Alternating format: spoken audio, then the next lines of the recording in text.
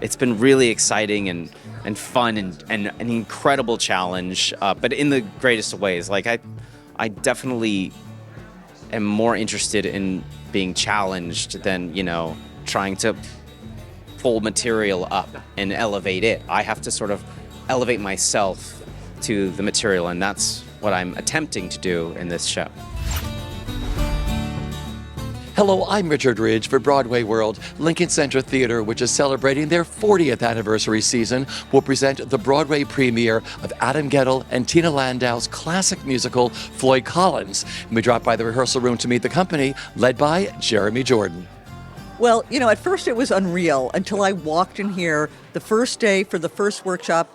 I got teary and I didn't stop quasi-crying for days because it's so emotional and it's so meaningful to us on so many levels. Yeah. And I think our goal was to both honor what we did and know that we made something that we don't quite understand how we made it, but to know that it worked in its own way, and also to apply our grown, experienced selves to looking at the question of how we might make it stronger and better. It's been, when you see a godchild or a second cousin or something after 5 years and they're really tall, and we're sort of like seeing ourselves that way, not tall necessarily, but different, and to be careful about applying what we know now to something that is a living, breathing thing, but we changed it a lot, but carefully. Yeah. This show has always been one of my very favorites. When people ask me, what was your happiest experience in the theater? There's one day in particular on this show that I point to, and Adam and I were working on a song together and creating the harmonies in the moment on our actors and being really happy with the results. So it's been great to be back in a room with Adam and Tina again. We're good friends. I've known Adam since he was in high school, and Tina and I went to college together. So we have a level of trust and mutual admiration at this point that is very, very special. What's it been like working on this score and finding your version of this? Yeah, it's been wild because, it's so intricate and so specific and is so like, like Adam tends to do, and the counting and the timing. So we were very lucky. In November, we did a 3-week workshop, kind of closed session, where the whole cast was there, and we all learned all the music. So when we came back in February, we just had a little review, which is great. I'm still working on it, obviously. And it's mostly just the hard part for me is all the counting and all the making sure everything lines up. And when you get the instruments in there, that's going to change the ideas of it. But the musicality and the show itself and the gorgeous sweepiness and the strangeness of it, I've just leaned straight into, and a lot of it's muscle memory too. But it's been really exciting and fun and an incredible challenge, but in the greatest of ways. I definitely am more interested in being challenged than trying to pull material up and elevate it. I have to sort of elevate myself to the material, and that's what I'm attempting to do in this show. I mean, the score is so incredible and genius and intricate and also not intuitive in the slightest, but it's so beautiful. And I think Adam is just a genius.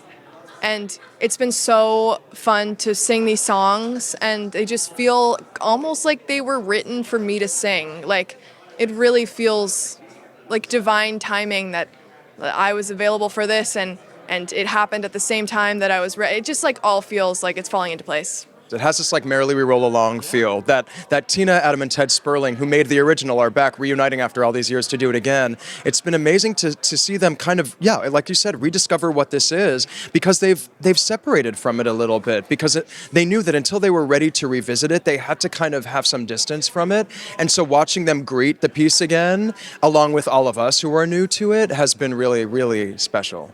The fact that it is so new, it's so collaborative, it's such a passion project, it's such a gorgeous piece. Tina said, she comes in every day with new words, new dialogue that are kind of changed up, and it fits the piece the way it was before, but it just expands on it, and it makes it more accessible. It's so wonderful. It's so great. Yeah.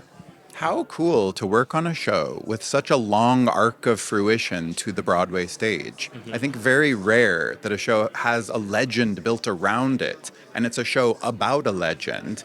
And we get to now bring that older piece to a newer stage and bring it to a larger audience. It's very unique and really, really cool. It's wonderful to also be entrusted as a company that she's so incredibly selected to take care of what I feel like they've also called like their baby.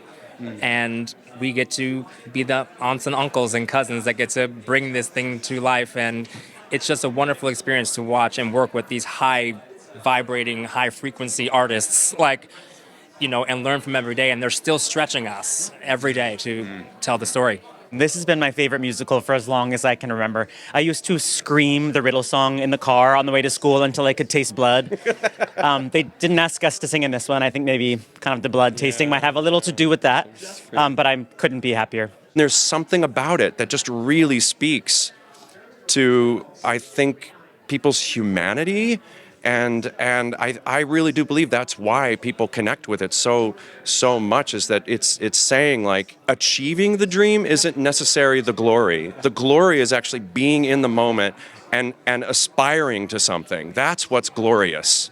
And I really do feel like that's such a huge part of the show. And it's never said outright, but I think anybody can relate to that. We were talking about how Floyd wasn't exactly received the way I thought it should have been. The same thing happened with Parade when I did Parade here, and then 25 years later they had that glorious revival last year. Yeah. So I think it's the right time for the show, and I think people are ready. Chicago was not well reviewed. Sweeney Todd was not well reviewed. Shall we go through the list of iconic shows that were not well reviewed because they were ahead of their time and singular in their voices, and this is one of them.